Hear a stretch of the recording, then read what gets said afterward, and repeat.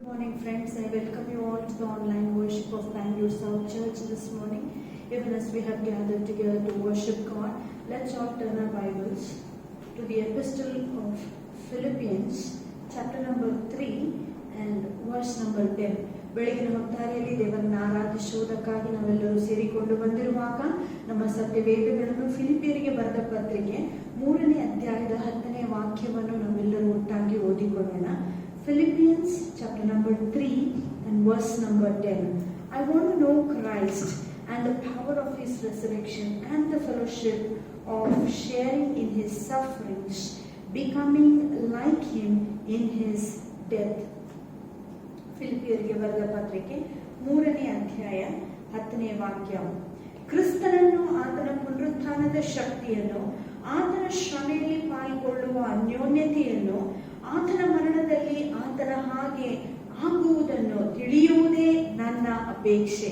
Hallelujah. This is one of the desire that Apostle Paul has in his life. Probably he is writing this epistle from the prison, and Paul is saying, I have one desire. And what is that desire? Is to know Christ. ಪೌಲನು ಈ ಒಂದು ಪತ್ರಿಕೆಯನ್ನು ಒಂದು ಸೆರೆಮನೆಯಿಂದ ಬರೆಯುತ್ತಾ ಇದ್ದಾನೆ. ಈ ಒಂದು ಪತ್ರಿಕೆಯನ್ನು ಬರೆಯುವಾಗ ಪೌಲನು ಹೇಳುವಂತಹ ಒಂದು ಆಸೆ, ಒಂದು ಅಪೇಕ್ಷೆ. ಪೌಲನು ಹೀಗೆ ಹೇಳುತ್ತಾನೆ, ನನ್ನಲ್ಲೊಂದು ಆಸೆ ಉಂಟು, ನನ್ನಲ್ಲೊಂದು ಅಪೇಕ್ಷೆ ಇದೆ. ಅದೇನೆಂದರೆ ನಾನು ಕ್ರಿಸ್ತನನ್ನು ತಿಳಿದುಕೊಳ್ಳಬೇಕು, ಆತನ ಪುನರುತ್ಥಾನದ ಶಕ್ತಿಯನ್ನು ನಾನು ತಿಳಿದುಕೊಳ್ಳಬೇಕೆಂಬುದಾಗಿ. Apostle Paul is saying, I want to know Christ. I want to know the power of his resurrection. ಪೌಲನು ಹೇಳುತ್ತಾನೆ, ಕ್ರಿಸ್ತನನ್ನು ನಾನು ತಿಳಿದುಕೊಳ್ಳಬೇಕು, ಆತನ ಪುನರುತ್ಥಾನದ ಶಕ್ತಿಯನ್ನು ನಾನು ತಿಳಿದುಕೊಳ್ಳಬೇಕೆಂಬುದಾಗಿ. Now you have to understand, by this time Paul has known many things about Christ. Not just knowing Christ, he is also a teacher, teaching Christ to many people. ಈ ಒಂದು ಸಮಯದಲ್ಲಿ ನೋಡುವುದಾಗಿದ್ದರೆ ಆಗಲೇ ಪೌಲನು ಯೇಸು ಸ್ವಾಮಿಯನ್ನು ತಿಳಿದುಕೊಂಡಿದ್ದಾನೆ, ಅದನ್ನು ಅರ್ಥೈಸಿಕೊಂಡಿದ್ದಾನೆ. ಅಷ್ಟು ಮಾತ್ರವಲ್ಲದೆ ಯೇಸು ಸ್ವಾಮಿಯ ಕುರಿತಾಗಿ ಇತರರಿಗೆ ಕಲಿಸುವಂತ ಬೋಧಕನು ಸಹ ಪೌಲನಾಗಿದ್ದಾನೆ. ಆದರೆ ಅದನ್ನು ಹೇಳುವುದೇನೆಂದ್ರೆ, ಇನ್ನೂ ನಾನು ಕ್ರಿಸ್ತನನ್ನು ಅರಿಯಬೇಕು, ಆತನನ್ನು ತಿಳಿದುಕೊಳ್ಳಬೇಕೆಂಬುದಾಗಿ. What does he mean? After being a teacher of the Lord Jesus Christ, teaching Jesus to many people, why is Apostle Paul saying, I want to know this Christ, I want to know the power of his resurrection? ಅನೇಕ ವರ್ಷಗಳ ಕಾಲ ಯೇಸು ಸ್ವಾಮಿಯ ಕುರಿತಾಗಿ ಬೋಧಿಸಿದ ನಂತರವೂ ಸಹ ಪೌಲನು ಯಾವ ಕಾರಣದಿಂದ ಯೇಸುವನ್ನು ನಾನು ಅರಿಯಬೇಕೆಂಬುದಾಗಿ ಹೇಳುತ್ತಾನೆ, ಆತನ ಪುನರುತ್ಥಾನದ ಶಕ್ತಿಯನ್ನು ಅರಿಯಬೇಕೆಂಬುದಾಗಿ ಹೇಳುತ್ತಾನೆ. One thing we need to understand, Paul is not just talking about an intellectual knowledge of the Lord Jesus Christ. ಪೌಲನು ಇಲ್ಲಿ ಹೇಳುವಂತದ್ದು ಕೇವಲ ನಮ್ಮ ಬುದ್ಧಿಶಕ್ತಿಯಿಂದ ಯೇಸು ಸ್ವಾಮಿಯನ್ನು ನಾವು ಅರ್ಥೈಸಿಕೊಳ್ಳುವುದು ಮಾತ್ರವಲ್ಲ, but he is speaking about an experiential knowledge of the Lord Jesus Christ. ಯೇಸುವನ್ನು ಅರಿಯಬೇಕೆಂಬುದಾಗಿ ಪೌಲನು ಹೇಳುವಾಗ ಯೇಸು ಸ್ವಾಮಿಯನ್ನು ವ್ಯಕ್ತಿಗತವಾಗಿ ನಾನು ಅರಿಯಬೇಕೆಂಬುದಾಗಿ ಪೌಲನು ಹೇಳುತ್ತಾ ಇದ್ದಾನೆ. ಅರ್ಥವೇನೆಂದ್ರೆ, what does he mean by this? He means that every day of my life, what I preach about the Lord Jesus Christ, I should experience it within my own life. Hallelujah.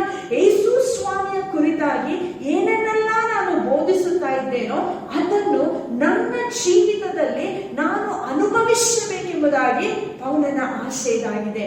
Meaning, when Paul says, he is my healer, he wants to experience that very aspect of God in his life. ಪೌಲನು ಹೀಗೆ ಬೋಧಿಸುವಾಗ ಯೇಸು ಸ್ವಾಮಿ ಗುಣಪಡಿಸುವಾತನೆಂಬುದಾಗಿ ಆತನ ಗುಣಪಡಿಸುವಿಕೆಯನ್ನು ಪೌಲನು ತನ್ನ ಜೀವಿತದಲ್ಲಿ ಆತನು ಅನುಭವಿಸಬೇಕು. When Paul is teaching that Jesus is the one who sanctifies us and makes us holy, he wants to become a holy person. ಪೌಲನು ಪ್ರಸಂಗ ಮಾಡುವಾಗ ಯೇಸು ಸ್ವಾಮಿ ಶುದ್ಧೀಕರಿಸುವನು, ಪಾಪಗಳಿಂದ ನಿವಾರಣೆ ಮಾಡುವನೆಂಬುದಾಗಿ ಹೇಳುವಾಗ ಆ ಒಂದು ಶುದ್ಧೀಕರಣ ನನ್ನಲ್ಲಿ ಬಂದು ನಾನು ಪರಿಶುದ್ಧನಾಗಬೇಕೆಂಬುದೇ ಪೌಲನ ಆಸೆ, ಅಪೇಕ್ಷೆ ಇದಾಗಿದೆ. ಪೌಲನು ಹೀಗೆ ಹೇಳುತ್ತಾನೆ, ಆತನ ಪುನರುತ್ಥಾನದ ಶಕ್ತಿಯನ್ನು ದಿನಂಪ್ರತಿ ನನ್ನ ಈ ಜೀವಿತದಲ್ಲಿ ನಾನು ಅನುಭವಿಸಬೇಕು. Paul is saying, every day of my life I need to experience this Lord Jesus Christ, and to experience him I need to know him, and the moment I experience him I get to know him more and more. ಪೌಲನು ಹೀಗೆ ಹೇಳ್ತಾ ಇದ್ದಾನೆ, ಯೇಸು ಸ್ವಾಮಿಯ ಅನುಭವಗಳನ್ನು ನಾನು ಅನುಭವಿಸಬೇಕಾಗಿದ್ದರೆ ಪ್ರಥಮವಾಗಿ ನಾನು ಆತನನ್ನು ತಿಳಿದುಕೊಳ್ಳಬೇಕೆಂಬುದಾಗಿ. This morning we know many things about the Lord Jesus Christ. We know he is our savior, he is our healer, he is our shepherd, he is so many things to us. ನಾವು ನಮ್ಮ ಬುದ್ಧಿಶಕ್ತಿಯಲ್ಲಿ ಯೇಸುವಿನ ಕುರಿತಾಗಿ ಅನೇಕ ವಿಷಯಗಳನ್ನು ಕಲಿತುಕೊಂಡಿದ್ದೇವೆ. ಆತನು ನಮ್ಮ ರಕ್ಷಕನು, ಪಾಪ ಪರಿಹಾರಕನು, ರೋಗಗಳನ್ನು ಗುಣಪಡಿಸುವ ಆತನು, ನಮ್ಮ ಒಳ್ಳೆ ಕುರುಬನೆಂಬುದಾಗಿ. ಆದರೆ ಈ ದಿನಗಳಲ್ಲಿ ಪೌಲನ ಹಾಗೆ ನಾವು ದೇವರಲ್ಲಿ ಬೇಡಬೇಕು, ದೇವರೇ ಈ ಎಲ್ಲಾ ನಿನ್ನ ಆ ಗುಣಾತಿಶಯಗಳನ್ನು ನಮ್ಮ ಜೀವಿತದಲ್ಲಿ ಅನುಭವಿಸುವುದಕ್ಕಾಗಿ ನನಗೆ ಕೃಪೆ ಮಾಡಿಕೊಡು, ನಮಗೆ ಕೃಪೆ ಮಾಡಿಕೊಡುವುದಾಗಿ ನಾವು ದೇವರಲ್ಲಿ ಬೇಡಿಕೊಳ್ಳಬೇಕು.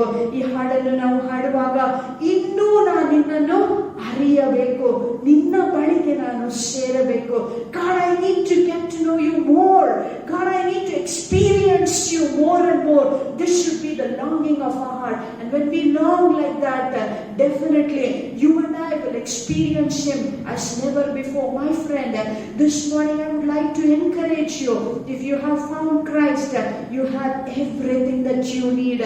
And may the Lord help each one of us so that like Paul we will be able to say, I want to know you more, because there is so much more to be known about our Lord. There is so much more that we need to experience. May the Lord open up our hearts this morning so that we will get a new outpouring of his presence into our lives. Let us pray. Father, we just thank you for your precious word this morning. Along with Apostle Paul, this is a prayer that we pray, oh Lord God. We want to know you more. Oh God, we want to experience the power of resurrection that raised Christ from the dead in our very lives, oh Lord God. Father, help us, oh Lord God, every day of our life, not just, Lord, knowing you, Lord God, intellectually, but I pray that experientially we would be able to, Lord, experience the presence of God in our life as never before. Help us to this very end. In Jesus' name we pray, Lord. Amen. My Jesus, my Savior, there is none like you. All of my days, I want to praise the wonders of your mighty love. Hallelujah. Let's sing this song and let us worship God, and let us ask of him that help me, O God, that I would know you more and more in my life.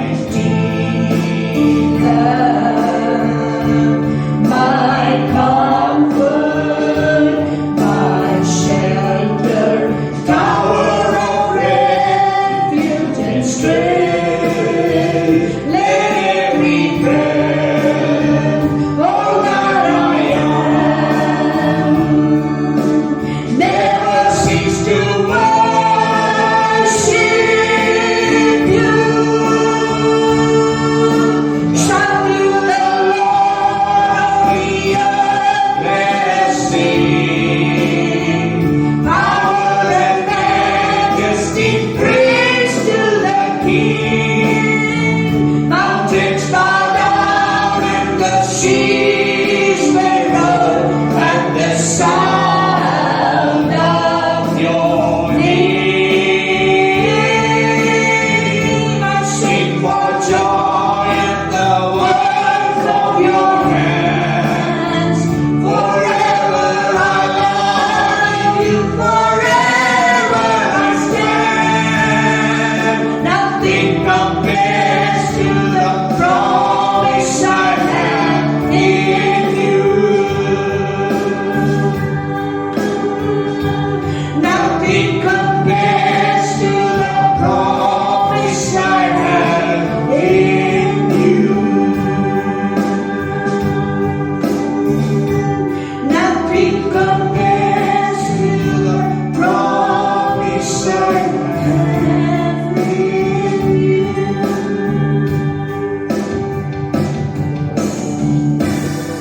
My Jesus, my Savior, nothing compares to the promises that we have in you, O Lord God.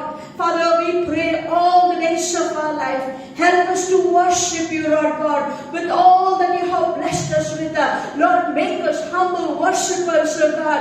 Father, we pray, Lord God, Lord, in the name of Jesus, Lord, like Paul, that we would have one desire, O God, Father, Lord, to know you more and more, O God. Father, to want you more than anything else in this life. Lord, to embrace you, Lord God, Father, all the days of our life. Help us, Lord, in Jesus' name. Amen. Amen. ರಾಜ ನಿನ್ ಸನ್ನಿಧಿ ಆನಂದವೇ, ಎಂದೆಂದು ನನಗೆ ಆನಂದವೇ. ಇನ್ನೂ ನಿನ್ನ ಅರಿಯಬೇಕು, ನಿನ್ನ ಬಳಿ ಸೇರಬೇಕು. ಯೇಸು ಸ್ವಾಮಿಗೆ ನಾವು ಹೀಗೆ ಹೇಳೋಣ, ದೇವರೇ, ನನಗೆ ಒಂದೇ ಒಂದು ಆಸೆ ಇದೆ, ಇನ್ನು ಹೆಚ್ಚಾಗಿ ನಾನು ನಿನ್ನನ್ನು ಅರಿಯಬೇಕು, ನಿನ್ನ ಪುನರುತ್ಥಾನದ ಶಕ್ತಿಯನ್ನು ನನ್ನ ಜೀವಿತದಲ್ಲಿ ಅನುಭವಿಸಬೇಕು. ನಿನ್ನ ಬಳಿ ಸೇರುವ ತನಕ ಸ್ವಾಮಿ ಸತತವಾಗಿ ನಾನು ನಿನ್ನನ್ನೇ ಆರಾಧಿಸಬೇಕೆಂಬುದಾಗಿ ನಾವು ಹೇಳಿ ಈ ಹಾಡನ್ನು ಹಾಡಿ ನಾವು ದೇವರನ್ನು ಆರಾಧನೆ ಮಾಡೋಣ.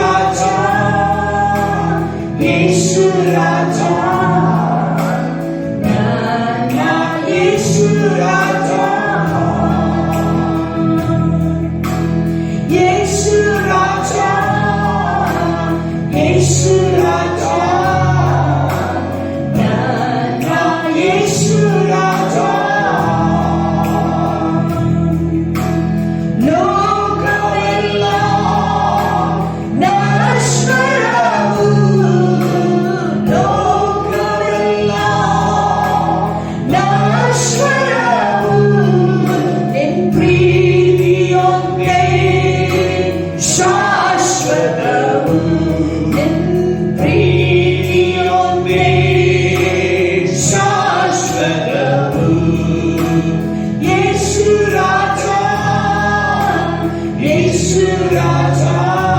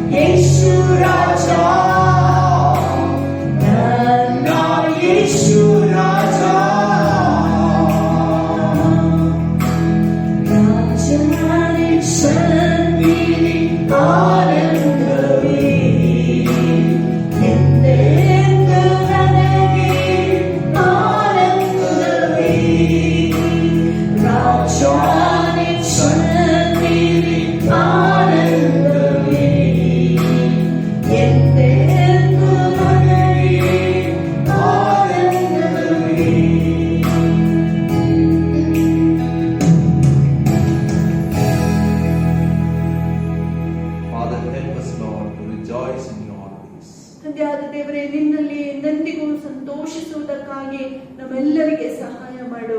Help us, Lord, to have a closer walk with you. ನಿನ್ನ ಜೊತೆಯಲ್ಲಿ ಅತಿ ಸಮೀಪವಾಗಿ ನಾವು ನಡೆಯುವಂತೆ ಸಹಾಯ ಮಾಡು. Enable us, Father, to know you more and more in our life. ನಿನ್ನನ್ನು ಹೆಚ್ಚೆಚ್ಚಾಗಿ ನಮ್ಮ ಜೀವಿತದಲ್ಲಿ ಅರಿಯುವುದಕ್ಕಾಗಿ ನಮಗೆ ಸಹಾಯ ಮಾಡು. In Jesus' name we pray. ಯೇಸು ನಾಮದಲ್ಲಿ ಬೇಡಿಕೊಳ್ಳುತ್ತೇವೆ. Amen. Amen. 3 start. Good morning, friends. Welcome back to Bangalore South Church. Bengaluru south ಸಭೆಗೆ ಮತ್ತೊಂದು ಸಾರಿ ನಿಮ್ಮೆಲ್ಲರನ್ನು ಆಹ್ವಾನಿಸುತ್ತೇವೆ. Today we will be focusing on 2 Peter chapter 1, 1 to 4. ಇವತ್ತು ನಾವು ಕೇಳುವಂತ ಸಂದೇಶ ಪೇತ್ರನು ಬರೆದಂತ 2ನೇ ಪತ್ರಿಕೆ 1ನೇ ಅಧ್ಯಾಯ 1ನೇ ವಾಕ್ಯದಿಂದ 4ನೇ ವಾಕ್ಯದವರೆಗೆ. Simon Peter, a servant and apostle of Jesus Christ, to those who through the righteousness of our God and Savior Jesus Christ have received a faith as precious as ours. Grace and peace be yours in abundance through the knowledge of God and of Jesus our Lord. ಯೇಸು ಕ್ರಿಸ್ತನ ದಾಸನೂ ಅಪೊಸ್ತಲನೂ ಆಗಿರುವ Simon ಪೇತ್ರನು ದೇವರ ಮತ್ತು ನಮ್ಮ ರಕ್ಷಕನಾದ ಯೇಸು ಕ್ರಿಸ್ತನ ನೀತಿಯಿಂದ ನಮ್ಮೊಂದಿಗೆ ಅಮೂಲ್ಯವಾದ ನಂಬಿಕೆಯನ್ನು ಹೊಂದಿದವರಿಗೆ ಬರೆಯುವುದು. ದೇವರ ವಿಷಯವಾಗಿಯೂ ನಮ್ಮ ಕರ್ತನಾದ ಯೇಸುವಿನ ವಿಷಯವಾಗಿಯೂ ಪರಿಜ್ಞಾನವು ನಿಮಗೆ ಉಂಟಾಗುವುದರಲ್ಲಿ ಕೃಪೆಯೂ ಶಾಂತಿಯೂ ಹೆಚ್ಚು ಹೆಚ್ಚಾಗಿ ದೊರಕಲಿ. His divine power has given us everything we need for life and godliness through our knowledge of Him who called us by His own glory and goodness. ತನ್ನ ಮಹಿಮೆಗಾಗಿಯೂ ಗುಣಾತಿಶಯಕ್ಕಾಗಿಯೂ ನಮ್ಮನ್ನು ಕರೆದಾತನ ವಿಷಯವಾದ ಪರಿಜ್ಞಾನದ ಮೂಲಕವಾಗಿ ಆತನ ದೈವ ಶಕ್ತಿಯು ಜೀವಕ್ಕೂ ಭಕ್ತಿಗೂ ಬೇಕಾದದ್ದನ್ನೆಲ್ಲವುಗಳನ್ನು ನಮಗೆ ದಯಪಾಲಿಸಿತು. Through these He has given us His very great and precious promises, so that through them you may participate in the divine nature and escape the corruption in the world caused by evil desires. ನೀವು ಲೋಕದಲ್ಲಿ ದುರಾಶೆಯಿಂದ ಉಂಟಾದ ಕೆಟ್ಟತನಕ್ಕೆ ತಪ್ಪಿಸಿಕೊಂಡು ದೈವ ಸ್ವಭಾವದಲ್ಲಿ ಪಾಲುಗಳನ್ನು ಹೊಂದುವವರಾಗಿರಬೇಕೆಂದು ಆತನು ಅತ್ಯಂತ ಮಹತ್ವವುಳ್ಳ ಅಮೂಲ್ಯವಾದ ವಾಗ್ದಾನಗಳನ್ನು ನಮಗೆ ದಯಪಾಲಿಸಿದ್ದಾನೆ. I titled today's sermon as Knowing Jesus. ಇವತ್ತು ನಾವು ಕೇಳುವಂತ ಸಂದೇಶ ಯೇಸುವನ್ನು ಅರಿಯಬೇಕು.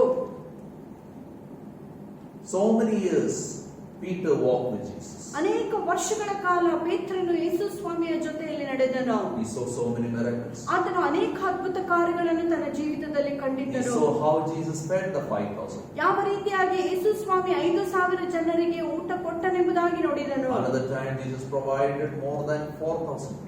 ಇನ್ನೊಂದು ಸಾರಿ 4,000ಗಿಂತ ಹೆಚ್ಚಿನ ಜನಸಂಖ್ಯೆಗೆ ಯೇಸು ಸ್ವಾಮಿ ಊಟ ಬಡಿಸಿದನು. When Peter was struggling to pay the tax, Jesus told him how to get the money for the tax and led him to the fish with the coin.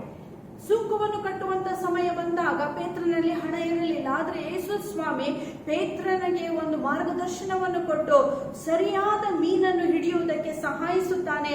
ಆ ಮೀನಿನ ಆ ಬಾಯೊಳಗಡೆ ಆ ನಾಣ್ಯದ ಮುಖಾಂತರ ಪೇತ್ರನು ತನ್ನ ಶುಂಕವನ್ನು ಕಟ್ಟಿದನು. Peter thought he learned every lesson Jesus taught, but in spite of all his bragging, he failed miserably. He denied Jesus the time of crisis. ಪೇತ್ರನು ಅಂದುಕೊಂಡಿದ್ದನು, ಯೇಸು ಕ್ರಿಸ್ತನಿಂದ ಕಲಿತುಕೊಳ್ಳಬೇಕಾದಂತ ಎಲ್ಲಾ ವಿಷಯಗಳನ್ನು ನಾನು ಕಲಿತುಕೊಂಡಿದ್ದೇನೆಂಬುದಾಗಿ ಆತನು ಹೆಚ್ಚಳ ಪಡುವಂತಹ ವ್ಯಕ್ತಿಯಾಗಿದ್ದನು. ಆದರೆ ಶಿಲುಬೆಯ ಆ ಒಂದು ಸಮಯ ಬಂದಂತ ಹೊತ್ತಿನಲ್ಲಿ ಆತನು ಬಹಳಷ್ಟು ಕಷ್ಟಗಳಲ್ಲಿ ಸಿಕ್ಕಾಕಿಕೊಂಡು ತನ್ನ ನಂಬಿಕೆಯನ್ನೇ ಕಳೆದುಕೊಂಡನು. He had a problem with learning from Jesus. ಯೇಸು ಕ್ರಿಸ್ತನಿಂದ ಕಲಿಯುವುದರಲ್ಲಿ ಕೊರತೆಯು ಆತನಲ್ಲಿತ್ತು. He was fast in talking than hearing. That caused a lot of problem in his life. ಪೇತ್ರನು ಮಾತನಾಡುವುದಲ್ಲಿ ಯಾವಾಗಲೂ ಅವಸರವನ್ನು ಮಾಡುತ್ತಾ ಇದ್ದನು. ಆಲೋಚನೆ ಮಾಡದೆ ಆತನು ಮಾತನಾಡುವ ಕಾರಣದಿಂದ ಆತನು ಅನೇಕ ಸಮಸ್ಯೆಗಳಿಗೆ ಒಳಗಾಗುತ್ತಿದ್ದನು. in spite of all his struggles. When Peter went back to his old profession, when he felt that Jesus is not anymore visible for him, that moment Jesus went back to restore him. ನಾವು ನೋಡುತ್ತೇವೆ, ಒಂದು ಸಮಯ ಬಂದಿತು, ಪೇತ್ರನು ಯೇಸು ಸ್ವಾಮಿಯನ್ನು ಹಿಂಬಾಲಿಸುವುದನ್ನು ನಿಲ್ಲಿಸಿ ಮೀನು ಹಿಡಿಯುವುದಕ್ಕಾಗಿ ಹಡ ಕೆಲಸಕ್ಕೆ ಆತನು ಹಿಂತಿರುಗಿ ಹೋಗುತ್ತಾನೆ. ಆ ಹೊತ್ತಿನಲ್ಲಿ ಯೇಸು ಸ್ವಾಮಿ ಬಂದು ಮತ್ತೊಂದು ಸಾರೆ ಪೇತ್ರನನ್ನು ನಂಬಿಕೆಗೆ ಪುನರ್ ಸ್ಥಾಪಿಸುತ್ತಾನೆ. When Jesus was physically missing in action in Peter's life, that moment he took another 6 people and went astray, and he went to his old profession of fishing. He thought, who will provide for my physical needs? Who will take care of me? Because Jesus is missing in action in my life. ಪೇತ್ರನು ಯೇಸು ಸ್ವಾಮಿ ದೈಹಿಕವಾಗಿ ಆತನ ಜೊತೆಯಲ್ಲಿ ಇಲ್ಲದೇ ಇರುವಂತಹ ಸಮಯದಲ್ಲಿ ತನ್ನ ಸ್ವಂತ ಜೀವಿತದ ಬಗ್ಗೆ ಆತನು ಚಿಂತಾಗ್ರತನಾಗಿ, ನನ್ನ ಭವಿಷ್ಯದ ಕುರಿತಾಗಿ ಏನೋ, ನನ್ನ ಕುಟುಂಬದ ಕುರಿತಾಗಿ ಏನೆಂದು ಅಂದುಕೊಂಡು ಆತನು ಬಿಟ್ಟು ಬಂದಂಥ ಬೆಸ್ತನ ಕೆಲಸಕ್ಕೆ ಹಿಂತಿರುಗಿ ಆತನು ಹೋಗುತ್ತಾನೆ. ಹೋಗುವಂತ ವೇಳೆಯಲ್ಲಿ ಆತನ ಜೊತೆಯಲ್ಲಿ ಇನ್ನು 6 ಶಿಷ್ಯರನ್ನು ಆ ಒಂದು ಕೆಲಸಕ್ಕೆ, ಬಿಟ್ಟು ಬಂದಂತ ಕೆಲಸಕ್ಕೆ ಕೊಂಡೊಯ್ಯುತ್ತಾನೆ. That night he never caught anything. ಆ ರಾತ್ರಿ ಆತನಿಗೆ ಮೀನು ಹಿಡಿಯಲಾಗಲಿಲ್ಲ. Jesus again filled his boat. ಆ ರಾತ್ರಿ ಮತ್ತೊಂದು ಸಾರಿ ಯೇಸು ಸ್ವಾಮಿ ಮೀನುಗಳಿಂದ ಆತನ ದೋಣಿಯನ್ನು ತುಂಬಿಸಿದನು. He gave him hot food for breakfast. ಆತನಿಗೆ ಬಿಸಿ ಬಿಸಿಯಾದ ಊಟಕ್ಕೆ ಆಹಾರವನ್ನು ಆತನ ಅನುಗ್ರಹಿಸಿಕೊಟ್ಟನು. And Jesus repeated one question to him. ಯೇಸು ಸ್ವಾಮಿ ಒಂದು ಪ್ರಶ್ನೆಯನ್ನು ಆತನಿಗೆ ಕೇಳುತ್ತಾನೆ. That we can find John 21 verse 50. ಯೋಹಾನನು ಬರೆದ ಸುವಾರ್ತೆ 21ನೇ ಅಧ್ಯಾಯದ 15ನೇ ವಾಕ್ಯದಲ್ಲಿ ನಾವು When they had finished eating, Jesus said to Simon Peter, Simon, son of John, do you love me more than these? ಅವನು ಊಟ ಮಾಡಿದ ಮೇಲೆ ಯೇಸು ಸೀಮೋನ್ ಪೇತ್ರನಿಗೆ, ಯೋಹಾನನ ಮಗನಾದ ಸೀಮೋನನೇ, ನೀನು ಇವರಿಗಿಂತ ನನ್ನನ್ನು ಹೆಚ್ಚಾಗಿ ಪ್ರೀತಿಸುತ್ತೀಯೋ ಎಂದು ಕೇಳಲು, Do you love me more than these fishes? ಈ ಎಲ್ಲಾ ಮೀನುಗಳಿಗಿಂತ ಹೆಚ್ಚಾಗಿ ನೀನು ನನ್ನನ್ನು Do ಪ್ರೀತಿಸುತ್ತೀಯೋ? you love me more than the cares of this world? ಈ ಲೋಕದ ಎಲ್ಲಾ ಚಿಂತೆಗಳಿಗಿಂತ ಹೆಚ್ಚಾಗಿ ನನ್ನನ್ನು ಪ್ರೀತಿಸುತ್ತೀಯೋ? Peter, I am resurrected. ಪೇತ್ರನೇ, ನಾನು ಪುನರುತ್ಥಾನ ಹೊಂದಿದವನು. I am more than anything in your life. ನಿನ್ನ ಜೀವಿತದಲ್ಲಿ ನಾನೇ ನಿನಗೆ ಸರ್ವಸ್ವವಾಗಿದ್ದೇನೆ. I will meet every needs of your life. ನಿನ್ನ ಜೀವಿತದ ಎಲ್ಲಾ ಅಗತ್ಯಗಳನ್ನು ಪೂರೈಸುವೆನು. And he repeated that question to him, Do you love me? ಮತ್ತೊಂದು ಸಾರಿ ಯೇಸು ಸ್ವಾಮಿ ಪ್ರಶ್ನೆಯನ್ನು ಕೇಳುತ್ತಾನೆ, ಪೇತ್ರನೇ, ನೀನು ನನ್ನನ್ನು ಪ್ರೀತಿಸುತ್ತೀಯೋ? Peter understood the meaning of repetition. ಆ ಮೇಲಿಂದ ಮೇಲೆ ಕೇಳುವಂತ ಪ್ರಶ್ನೆಯ ಅರ್ಥ ಪೇತ್ರನಿಗೆ ಗೊತ್ತಾಯಿತು. That's why he reminds us to 2 Peter. ಆ ಕಾರಣದಿಂದ 2ನೇ ಪೇತ್ರನ ಪತ್ರಿಕೆಯಲ್ಲಿ ನಮಗೆ ಆತನು ಜ್ಞಾಪಕ ಪಡಿಸುತ್ತಾನೆ. The last verse of chapter 3, but grow in the grace and knowledge of our Lord and Savior Jesus Christ. 3ನೇ ಅಧ್ಯಾಯದ 18ನೇ ವಾಕ್ಯದಲ್ಲಿ 2ನೇ ಪೇತ್ರದಲ್ಲಿ ಆತನು ಹೀಗೆ ಹೇಳುತ್ತಾನೆ, ಕೃಪೆಯಲ್ಲಿಯೂ ನಮ್ಮ ಕರ್ತನೂ ರಕ್ಷಕನೂ ಆಗಿರುವ ಯೇಸು ಕ್ರಿಸ್ತನ ವಿಷಯವಾದ ಜ್ಞಾನದಲ್ಲಿಯೂ ಬೆಳೆಯಿರಿ. If you know Jesus more and more in your life, ನೀವು ಎಷ್ಟಾಗಿ ಯೇಸು ಸ್ವಾಮಿಯನ್ನು ಹೆಚ್ಚಾಗಿ ಅರಿಯುತ್ತೀರೋ, you will receive His grace more and more in your life. ಆತನ ಕೃಪೆಯನ್ನು ಇನ್ನೂ ಹೆಚ್ಚಾಗಿ ನಿಮ್ಮ ಜೀವಿತದಲ್ಲಿ ಹೊಂದಿಕೊಳ್ಳಲು You will come ಸಾಧ್ಯವಾಗುತ್ತದೆ. out of every disgrace in your life and you live for the glory of God. ನಿಮ್ಮಲ್ಲಿ ಬಂದಿರುವಂತೆ ಎಲ್ಲ ಅವಮಾನದಿಂದ ಆಚೆ ಬಂದು ನೀವು ದೇವರ ಮಹಿಮೆಗೋಸ್ಕರ ಬದುಕಲಾರಂಭಿಸುತ್ತೀರಿ. Many times we think we know Jesus. ಅನೇಕ ಸಾರಿ ನಾವು ಅಂದುಕೊಳ್ಳುತ್ತೇವೆ ಯೇಸುವನ್ನು ನಾವು ಅರಿತಿದ್ದೇವೆಂಬುದಾಗಿ. Thank God He knows us better than we know ourselves. ಆದರೆ ದೇವರಿಗೆ ಸ್ತೋತ್ರವಾಗಿರಲಿ, ನಮ್ಮನ್ನೇ ನಾವು ಅರ್ಥೈಸಿಕೊಂಡಿರುವಕ್ಕಿಂತ ಹೆಚ್ಚಾಗಿ ಯೇಸು ನಮ್ಮನ್ನು So ಅರ್ಥೈಸಿಕೊಂಡಿದ್ದಾನೆ. Peter is challenging us to know Jesus more and more in our life. ಆದ್ದರಿಂದ ಪೇತ್ರನು ನಮಗೆ ಉತ್ತೇಜಿಸುವಂತಹ ಸಂಗತಿ ಏನಂದ್ರೆ, ಯೇಸು ಸ್ವಾಮಿಯನ್ನು ಇನ್ನೂ ನೀವು ಅರಿಯಬೇಕು. Chapter 1 he talks about the nature of true faith. 1ನೇ ಅಧ್ಯಾಯದಲ್ಲಿ ನಿಜವಾದ ನಂಬಿಕೆಯ ಗುಣಾತಿಶಯಗಳ ಕುರಿತಾಗಿ ಮಾತನಾಡುತ್ತಾನೆ. Chapter 2 he is reminding us, don't get distracted by so-called knowledge or little more knowledge from so-called false teachers and leaders, but focus on the basics and stick on to the basics and stick on to the scripture of God's word. ಎರಡನೇ ಅಧ್ಯಾಯದಲ್ಲಿ ಆತನು ಕಲಿಸುವುದೇನೆಂದರೆ, ಜ್ಞಾನದ ಆಶೆಯಲ್ಲಿ ನೀವು ಸುಳ್ಳು ಬೋಧಕರಿಂದ ಮೋಸ ಹೋಗಬೇಡಿರಿ. ಇದರ ಬದಲಾಗಿ ನಿಮ್ಮ ಕೇಂದ್ರೀಕರವು ಯಾವಾಗಲೂ ಯೇಸುವಿನ ಮೇಲಿರಲಿ. Chapter 3, he reminds us Jesus soon and very soon is coming. ಮೂರನೇ ಅಧ್ಯಾಯದಲ್ಲಿ ಆತ ನಮಗೆ ಮರು ಜ್ಞಾಪಿಸಿಕೊಳ್ಳುತ್ತಾ ಇದ್ದಾನೆ. ಅದೇನೆಂದರೆ, ಯೇಸು ಸ್ವಾಮಿಯು ಆತನು ತಡ ಮಾಡದೆ ಬೇಗನೆ ಬರಲಿಕ್ಕಿದ್ದಾನೆ. So chapter 3 is all about the nature of the day of the Lord. ಮೂರನೇ ಅಧ್ಯಾಯವು ದೇವರ ದಿನವು ತಡವಾದರೂ ಅದು ಬರುವುದು ಎಂಬ ನಿಶ್ಚಯದ ಕುರಿತಾಗಿ ಬರೆಯಲ್ಪಟ್ಟಿದೆ. Let's come to our text, 2 Peter 1:1-4. 2 ಪೇತ್ರ 1ನೇ ಅಧ್ಯಾಯ 1ನೇ ವಾಕ್ಯದಿಂದ 4ನೇ ವಾಕ್ಯಗಳನ್ನು ನಾವು ಧ್ಯಾನ ಮಾಡೋಣ. Verse 1, we'll find the sender or the author. ನಾವು ನೋಡುತ್ತೇವೆ 1ನೇ ವಾಕ್ಯದಲ್ಲಿ ಈ ಒಬ್ಬ ಲೇಖಕನ ಕುರಿತಾದ ಕೆಲವು ವಿಷಯಗಳು ಬರೆಯಲ್ಪಟ್ಟಿದೆ. Simon Peter. ಸೀಮೋನ್ ಪೇತ್ರನು. Simon is a second child of Jacob and Leah. ನಾವು ನೋಡುತ್ತೇವೆ ಯಾಕೋಬ ಲೇಯರ ಎರಡನೇ ಮಗನ ಹೆಸರು ಸೀಮೋನನಾಗಿತ್ತು. Leah is longing for her husband's love. ನಾವು ನೋಡುತ್ತೇವೆ ಲೇಯಳು ಗಂಡನ ಪ್ರೀತಿಗಾಗಿ ಹಾತೊರೆಯುತ್ತಿದ್ದಳು. Jacob is longing for Rachel. ಆದರೆ ಯಾಕೋಬನಾದರೂ ರಾಹೇಲಳಿಗೋಸ್ಕರ ಹಾತೊರೆಯುತ್ತಾ ಇದ್ದನು. Rachel is longing for a child. ಆದರೆ ರಾಹೇಲಳು ಮಕ್ಕಳಿಗೋಸ್ಕರ ಹಾತೊರೆಯುತ್ತಿದ್ದಳು. But God heard the prayers of Leah and opened her womb and blessed her with a second child, and she named the child Simeon or Simon, which means God heard. ನಾವು ನೋಡುತ್ತೇವೆ ದೇವರು ಲೇಳ ಪ್ರಾರ್ಥನೆಯನ್ನು ಲಾಲಿಸಿ ಅವಳ ಗರ್ಭವನ್ನು ತೆರೆಯ ಮಾಡಿ ಎರಡನೇ ಮಗನನ್ನು ಅವಳಿಗೆ ಅನುಗ್ರಹಿಸುತ್ತಾನೆ. ಆ ಮಗನಿಗೆ ಅವಳು ಸಿಮಿಯೋನ್ ಅಥವಾ ಸಿಮೋನ ಎಂಬುದಾಗಿ ಹೆಸರಿಡುತ್ತಾಳೆ. ಸಿಮೋನ ಎಂಬ ಹೆಸರಿನ ಅರ್ಥ ಯೆಹೋವನು ಲಾಲಿಸಿದನೆಂಬುದಾಗಿ. Most of the time our longing is for many worldly things. ಅನೇಕ ಸಾರಿ ನಮ್ಮ ಬಯಕೆಯು ಲೋಕದ ಅನೇಕ ಸಂಗತಿಗಳಿಗುಂಟು. We are longing for the blessing of God, we are longing for the love of people, but we are not longing for the person of God. ನಾವು ನೋಡುತ್ತೇವೆ, ನಾವು ಈ ಲೋಕಕ್ಕೋಸ್ಕರ ಲೋಕದ ಎಲ್ಲಾ ಸಂಗತಿಗಳಿಗೋಸ್ಕರ ಬಯಸುತ್ತಾ ಇದ್ದೇವೆ. ಅನೇಕ ಸಾರಿ ನಮ್ಮ ಬಯಕೆಯು ದೇವರಿಗಾಗಿರಲ್ಲ. We study all formulas to get answered prayers. ನಾವು ನಮ್ಮ ಪ್ರಾರ್ಥನೆಗೆ ಸದುತ್ತರ ಸಿಗಬೇಕೆಂಬುದಾಗಿ ಎಲ್ಲಾ ವಿವಿಧವಾದ ಸಂಗತಿಗಳನ್ನು ಮಾಡುತ್ತೇವೆ. Deuteronomy 6:4. ಧರ್ಮೋಪದೇಶ ಕಾಂಡ 6ನೇ ಅಧ್ಯಾಯದ 4ನೇ ವಾಕ್ಯ. That is a Shema, or that says, "Hear, O Israel, the Holy One Lord, hear Him." ಅಲ್ಲಿ ಬರೆಯಲ್ಪಟ್ಟಿದ್ದು ಶೇಮ ಎಂಬ ಶಬ್ದವಾಗಿದೆ. ಅದೇನೆಂದರೆ, ಓ ಇಸ್ರೇಲೇ ಕೇಳಿಸಿಕೋ, ನಿನ್ನ ದೇವರು ಒಬ್ಬನೇ ದೇವರಾಗಿದ್ದಾನೆ. Simon or Simeon comes from that word, root word Shema. ನಾವು ನೋಡುತ್ತೇವೆ ಸಿಮಿಯೋನ್ ಎಂಬ ಈ ಪದವು ಶೇಮ ಎಂಬ ಪದದಿಂದ ಬರುವಂತದ್ದಾಗಿದೆ. That means hear, listen to me, God says. ಅಲ್ಲಿ ದೇವರು ಹೇಳೋದೇನೆಂದರೆ, ನನ್ನ ಮಾತನ್ನು ಕೇಳಿಸಿಕೋ. But we keep talking like Peter. How can we hear? How can we learn what God is communicating to us? ನಾವು ಕೇವಲ ಪೇತ್ರನ ಹಾಗೆ ಮಾತನಾಡುವರಾಗಿದ್ದರೆ ದೇವರು ನಮಗೆ ಹೇಳುವಂತ ಸಂಗತಿಗಳನ್ನು ಕೇಳಿಸಿಕೊಳ್ಳಲು ನಮ್ಮಿಂದ ಹೇಗಾದೀತು?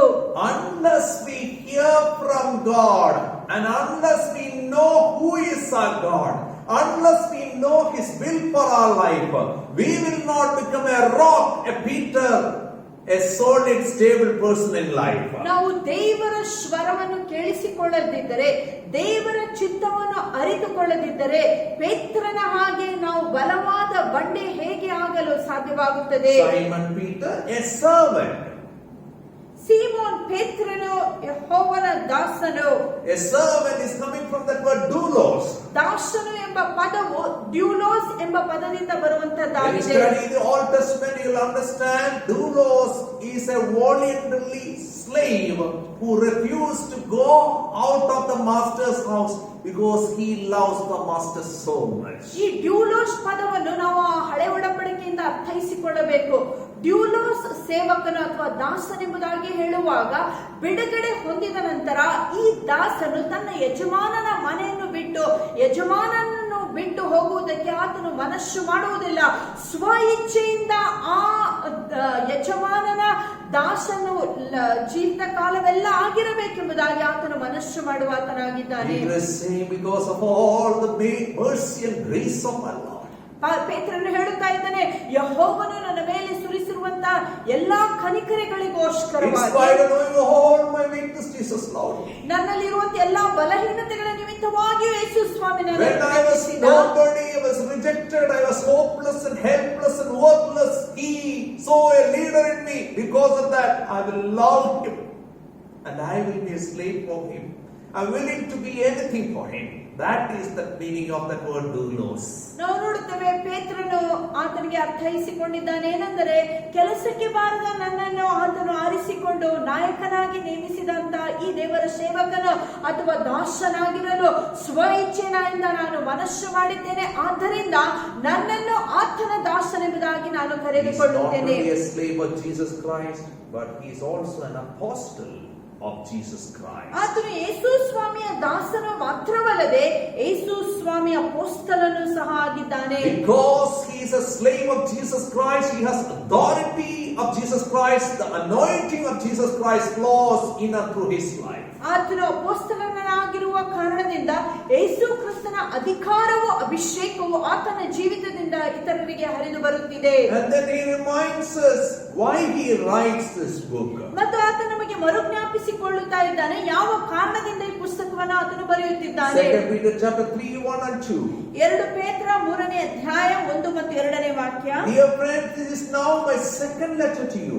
I have written both of them as reminders to stimulate you to wholesome thinking. I want you to recall the words spoken in the past by the holy prophets and the command given by our Lord and Savior through your apostles. ಪ್ರಿಯರೇ, ನಿಮಗೀಗ ಬರೆಯುವುದು 2ನೇ ಪತ್ರ. ಈ 2ನೇ ಪತ್ರದಲ್ಲಿಯೂ ನಿಮಗೆ ಜ್ಞಾಪಕ ಮಾಡಿ ನಿಮ್ಮ ನಿರ್ಮಲವಾದ ಮನಸ್ಸುಗಳನ್ನು ಪ್ರೇರೇಪಿಸಿದ್ದೇನೆ. ಪರಿಶುದ್ಧ ಪ್ರವಾದಿಗಳು ಪೂರ್ವಕಾಲದಲ್ಲಿ ಹೇಳಿದ ಮಾತುಗಳನ್ನು ಕರ್ತನಾದ ರಕ್ಷಕನು ಅಪೊಸ್ತಲರಾದ ನಮ್ಮ ಮೂಲಕ ಕೊಟ್ಟ ಅಪ್ಪಣೆಯನ್ನು ನೀವು ಜ್ಞಾಪಕ ಮಾಡಿಕೊಳ್ಳಬೇಕು. Peter himself experienced the power of repetition from Jesus. ಪೇತ್ರನು ತಾನೇ ಯೇಸು ಸ್ವಾಮಿ ಪದೇ ಪದೇ ಹೇಳಿದಂತ ಆ ಒಂದು ಶಕ್ತಿಯನ್ನು ಅನುಭವಿಸಿರುವ ಕಾರಣದಿಂದ He says, I'm not ashamed to repeat it again to you. ಆತನು ಹೀಗೆ ಹೇಳುತ್ತಾನೆ, ಹೇಳಿದ್ದನ್ನೇ ಇನ್ನೊಂದು ಸಾರಿ ಮರುಜ್ಞಾಪಿಸುವುದಕ್ಕೆ ನಾನು ನಾಚಿಕೆ ಪಡಲ್ಲ. First letter I wrote things, but second letter again I reminding things. ಮೊದಲನೇ ಪತ್ರವನ್ನು ಆಗಲೇ ಬರೆದಿದ್ದೆ, ಈ 2ನೇ ಪತ್ರವನ್ನು ಸಹ ನಿಮಗೆ ಜ್ಞಾಪಕ ಮಾಡುವುದಕ್ಕಾಗಿ, ಕೆಲವು ವಿಷಯಗಳನ್ನು ಜ್ಞಾಪಿಸುವುದಕ್ಕಾಗಿ ನಾನು ಬರೆಯುತ್ತಿದ್ದೇನೆ. We all have a tendency to forget the basics. ಯಾಕಂದ್ರೆ ನಮ್ಮೆಲ್ಲರಲ್ಲಿ ಇರುವಂತಹ ಒಂದು ಮನೋಭಾವನೆ ಏನಂದ್ರೆ, ನಮ್ಮಲ್ಲಿ ಇರುವಂತಹ ಮೂಲಭೂತಿಗಳನ್ನೇ ನಾವು ಮರೆತು ಹಾರಲು ನಾವು ಶಕ್ತರಾಗಿದ್ದೇವೆ. So he is reminding us. ಆತ ನಮಗೆ ಮರುಜ್ಞಾಪಿಸುತ್ತಿದ್ದಾನೆ. Chapter 1 verse 12 to 16. 1ನೇ ಅಧ್ಯಾಯ 1ನೇ ವಾಕ್ಯದಿಂದ 16ನೇ He ವಾಕ್ಯದವರೆಗೆ reminds us that he is going to get out of this earthly tent. His departure is very near, and one more time, last time, he want to remind us through writing. ನಾವು ನೋಡುತ್ತೇವೆ 14ನೇ ವಾಕ್ಯದಲ್ಲಿ ಆತನು ಹೇಳುವ ಪ್ರಕಾರ, ಆತನು ತನ್ನ ಈ ಒಂದು ಭೌತಿಕ ಗುಡಾರದಿಂದ ತೆಗೆಯಲ್ಪಡುವಂತಹ ಸಮಯವು ಅತಿ ಸಮೀಪವಾಗಿದೆ. ಆ ಕಾರಣದಿಂದ ಅನೇಕ ವಿಷಯಗಳನ್ನು ನಿಮಗೆ ಜ್ಞಾಪಿಸುತ್ತಿದ್ದೇನೆ ಎಂಬುದಾಗಿ ಪೇತ್ರನು ಹೇಳುತ್ತಾನೆ. 2 Peter 1:12 onwards, so I will always remind you of these things, even though you know them, and are firmly established in the truth you now have. I think it is right to refresh your memory as long as I live in the tent of this body, because I know that I will soon put it aside, as the Lord Jesus Christ has made clear to me. And I will make every effort to see that after my departure, you will always be able to remember these things. We did not follow cleverly invented stories when we told you about the power and the coming of our Lord Jesus Christ, but we were eyewitnesses of His majesty. ಆದ್ದರಿಂದ ನೀವು ಈ ಸಂಗತಿಗಳನ್ನು ತಿಳಿದವರಾಗಿ ಈಗಿನ ಸತ್ಯದಲ್ಲಿ ಸ್ಥಿರವಾಗಿದ್ದರು. ಇವುಗಳನ್ನು ಯಾವಾಗಲೂ ನಿಮಗೆ ಜ್ಞಾಪಕ ಮಾಡುವುದಕ್ಕೆ ನಾನು ಎಂದೆಂದಿಗೂ ಅಲಕ್ಷ್ಯ ಮಾಡುವುದಿಲ್ಲ. ಹೌದು, ನಾನು ನನ್ನ ದೇಹವೆಂಬ ಗುಡಾರದಲ್ಲಿರುವ ತನಕ ನಿಮಗೆ ಜ್ಞಾಪಕ ಮಾಡಿಸಿ ಪ್ರೇರೇಪಿಸುವುದು ಯುಕ್ತವಾಗಿದೆ. ನಮ್ಮ ಕರ್ತನಾದ ಯೇಸು ಕ್ರಿಸ್ತನು ನನಗೆ ಸ್ಪಷ್ಟಪಡಿಸಿದ ಪ್ರಕಾರ ನಾನು ಈ ಗುಡಾರವನ್ನು ತೆಗೆದು ಹಾಕುವುದು ಬೇಗನೆ ಬರುತ್ತಿದೆ ಎಂದು ಬಲ್ಲೆನು. ಹೀಗಿರುವುದರಿಂದ ನೀವು ನನ್ನ ಮರಣದ ನಂತರದಲ್ಲಿಯೂ ಇವುಗಳನ್ನು ಯಾವಾಗಲೂ ಜ್ಞಾಪಕ ಮಾಡಿಕೊಳ್ಳುವುದು ಸಾಧ್ಯವಾಗುವಂತೆ ಪ್ರಯಾಸಪಡುವೆನು. 16ನೇ ವಾಕ್ಯ. ನಮ್ಮ ಕರ್ತನಾದ ಯೇಸು ಕ್ರಿಸ್ತನ ಶಕ್ತಿಯನ್ನು, ಆತನ ಪ್ರತ್ಯಕ್ಷತೆಯನ್ನು ನಿಮಗೆ ತಿಳಿಯಪಡಿಸುವುದರಲ್ಲಿ ಚಮತ್ಕಾರದಿಂದ ಕಲ್ಪಿಸಿದ ಕಥೆಗಳನ್ನು ನಾವು ಅನುಸರಿಸುವುದಿಲ್ಲ. ಆತನ ಮಹತ್ತನ್ನು ಕಣ್ಣಾರೆ ಕಂಡವರಾಗಿಯೇ ತಿಳಿಯಪಡಿಸಿದ್ದೇವೆ. In spite of having sat at the feet of Jesus that many times, he failed in basics. ನಾವು ನೋಡುತ್ತೇವೆ, ಪೇತ್ರನು ಯೇಸು ಸ್ವಾಮಿಯಿಂದ ಅನೇಕ ವಿಷಯಗಳನ್ನು ಕಲಿತುಕೊಂಡಿದ್ದರೂ ಸಹ ಆತನು ಮುಖ್ಯವಾದ ವಿಷಯಗಳಲ್ಲಿ ಸೋತು ಹೋದನು. This book is his last effort to remind us about the basics. ಆ ಕಾರಣದಿಂದ ಈ ಪುಸ್ತಕವನ್ನು ಆತನು ಬರೆಯುತ್ತಾ ಇದ್ದಾನೆ. ಆತನ ಕೊನೆಯ ಪರಿಶ್ರಮ ಇದಾಗಿರುತ್ತದೆ. ಏನೆಂದರೆ ಅತಿ ಮುಖ್ಯವಾದಂತಹ ಬುನಾದಿಯ ವಿಷಯಗಳನ್ನೇ ನಮಗೆ ತಿಳಿಯಪಡಿಸುವುದು. First Peter is all about external persecution. ಮೊದಲನೇ ಪೇತ್ರನ ಪುಸ್ತಕವು ಹೊರಗಡೆಯಿಂದ ಬರುವಂತಹ ಹಿಂಸೆಯ ಕುರಿತಾಗಿ ಇದೆ. In spite of persecution, stand firm. God will honor us one day. ಈ ಹಿಂಸೆ ಕಾಲದಲ್ಲಿಯೂ ಸಹ ನೀವು ಸ್ಥಿರವಾಗಿ ನಿಲ್ಲುವುದಾಗಿದ್ದರೆ ದೇವರು ತಾನೇ ಒಂದು ದಿನ ನಮ್ಮನ್ನು ಗೌರವಿಸಲಿಕ್ಕಿದ್ದಾನೆ. Persecution never stopped church growth. ನಾವು ನೋಡುತ್ತೇವೆ, ಹಿಂಸೆ ಎಂದಿಗೂ ಸಭೆ ಬೆಳವಣಿಗೆಯನ್ನು ಹಾಳು ಮಾಡಲಿಲ್ಲ. But one thing will stop the church growth. ಆದ್ರೆ ಒಂದು ಸಂಗತಿ ಯಾವಾಗಲೂ ಬೆಳವಣಿಗೆಯನ್ನು ನಿಲ್ಲಿಸುತ್ತದೆ. That is internal decay. ಅದೇನೆಂದರೆ ನಮ್ಮ ಅಂತರಂಗದಲ್ಲಿ ಇರುವಂತಹ ಕೊಳೆಯು. Second Peter, he addresses the internal decay. ನಾವು ನೋಡುತ್ತೇವೆ, 2ನೇ ಪೇತ್ರದಲ್ಲಿ ಆತನು ಅಂತರ್ಯದಲ್ಲಿ ಇರುವಂತಹ ಶುದ್ಧತೆಯ ಕುರಿತಾಗಿ ಆತನು ಹೇಳುತ್ತಿದ್ದಾನೆ. So in verse 1, ಆದ್ದರಿಂದ 1ನೇ ವಾಕ್ಯದಲ್ಲಿ he is addressing this to people who has a faith as precious as ours. ನಮ್ಮೊಂದಿಗೆ ಅಮೂಲ್ಯವಾದ ನಂಬಿಕೆಯನ್ನು ಹೊಂದಿದ್ದವರಿಗೆ ಈ ಪತ್ರವನ್ನು ಆತನು ಬರೆಯುತ್ತಾ He is ಇದ್ದಾನೆ. not talking as a super apostle to the newborn Christians. ಆತನು ಹೊಸದಾಗಿ ಹುಟ್ಟಿರುವಂತಹ ಕ್ರೈಸ್ತರ ಮಧ್ಯದಲ್ಲಿ ಆತನು ಶ್ರೇಷ್ಠನಾದ ಅಪೊಸ್ತಲನೆಂಬುದಾಗಿ ಅಂದುಕೊಂಡು ಈ ಮಾತನ್ನು ಹೇಳುತ್ತಿಲ್ಲ. He's saying, ಆತನು ಹೇಳುತ್ತಿದ್ದಾನೆ, I, Peter, and you, all of you, we all are sharing the same faith in Jesus. ಪೇತ್ರನಾದ ನಾನು ನಿಮ್ಮೆಲ್ಲರಲ್ಲಿ ಇರುವಂತಹ ಆ ಅಮೂಲ್ಯವಾದ ನಂಬಿಕೆಯನ್ನೇ ನಾನು ಹಂಚಿಕೊಳ್ಳುತ್ತಾ ಇದ್ದೇನೆ. ನಿಮ್ಮಲ್ಲಿರುವಂತಹ ನಂಬಿಕೆ ನನ್ನಲ್ಲಿಯೂ ಇದೆ ಎಂಬುದಾಗಿ ಆತನು ಹೇಳುತ್ತಿದ್ದಾನೆ. I am not having something special faith. ನನ್ನಲ್ಲಿರುವಂತಹ ನಂಬಿಕೆ ಅದು ಒಂದು ವಿಶೇಷವಾದ ನಂಬಿಕೆ ಅಲ್ಲ. We all are classmates. ನಾವೆಲ್ಲರೂ ಸಹಪಾಠಿಗಳಾಗಿದ್ದೇವೆ. But if you know how to multiply or grow in the faith and knowledge of Jesus Christ, you can become much beyond what you thought in your life. ಆದ್ರೆ ನೀವು ಈ ಕರ್ತನ ಪರಿಜ್ಞಾನದಲ್ಲಿ ನೀವು ಬೆಳೆಯುವುದಾಗಿದ್ದರೆ ನೀವು ಆಲೋಚನೆ ಮಾಡದಂತ ಅನೇಕ ಸಂಗತಿಗಳನ್ನು ಸಾಧಿಸಲು ಸಾಧ್ಯವಾಗುತ್ತದೆ. And he says this faith in Jesus Christ is received. ಈ ಒಂದು ಯೇಸು ಕ್ರಿಸ್ತನಲ್ಲಿ ಇರುವಂತಹ ನಂಬಿಕೆಯನ್ನು ನಾವು ಸ್ವೀಕರಿಸಿಕೊಂಡಿದ್ದೇವೆ. In other words, it is not cooked up by ourselves, but is a gift of God. ಇನ್ನೊಂದು ಮಾತಿನಲ್ಲಿ ಹೇಳುವುದಾಗಿದ್ರೆ ಇದು ನಾವೇ ಉತ್ಪಾದಿಸಿದಂತ ನಂಬಿಕೆ ಅಲ್ಲ, ಆದ್ರೆ ದೇವರು ಕೊಟ್ಟಂತ ವರದಾನವಾಗಿರುತ್ತದೆ. This gift. ನಾವು ಈ ಒಂದು ವರದಾನದ ಯಜಮಾನರಲ್ಲ. It's a free gift. ಇದು ಒಂದು ಉಚಿತವಾಗಿ How it ಪಡೆದುಕೊಂಡಂತ came to us ವರದಾನ. through the righteousness of God and Savior Jesus Christ. ನಮ್ಮ ರಕ್ಷಕನಾದ ಯೇಸು ಕ್ರಿಸ್ತನ ನೀತಿಯಿಂದಲೇ ನಾವು ಅದನ್ನು ಪಡೆದುಕೊಂಡಿದ್ದೇವೆ. He made it available for us, this salvation. How? By paying the price at cross, by shedding his own life. ಯೇಸು ಸ್ವಾಮಿ ಆ ಶಿಲುಬೆ ಮೇಲೆ ತನ್ನ ರಕ್ತವನ್ನು ಸುರಿಸಿರುವ ಮುಖಾಂತರ ಈ ಒಂದು ವರದಾನವನ್ನು ನಾವು ಪಡೆದುಕೊಳ್ಳುವಂತೆ ನಮಗೆ ಸಹಾಯ He ಮಾಡಿದ್ದಾನೆ. is our God. ಆತನೇ ನಮ್ಮ ದೇವರು, He is our Savior. ಆತನೇ ನಮ್ಮ He ರಕ್ಷಕನು. is called Jesus because He came to save us from our sins. ನಮ್ಮ ಪಾಪದಿಂದ ನಮ್ಮನ್ನು ರಕ್ಷಿಸೋದಕ್ಕೆ ಬಂದಿರುವ ಕಾರಣದಿಂದ ಆತನ ಹೆಸರು He ಯೇಸುವಾಗಿದೆ. is anointed one who will anoint us and break every yoke in our life as we walk in love with Him. ಆತನೇ ಅಭಿಷಿಕ್ತನಾದ ದೇವರಾಗಿದ್ದಾನೆ. ಆತನ ಅಭಿಷೇಕದ ಮುಖಾಂತರ ನಮ್ಮಲ್ಲಿರುವಂತ ಎಲ್ಲಾ ಕೊರತೆಗಳನ್ನು ತೆಗೆದು ಹಾಕಿ ನಮ್ಮನ್ನು ಅಭಿಷೇಕಿಸುವಾತನಾಗಿದ್ದಾನೆ. Verse 2, He is giving us greeting.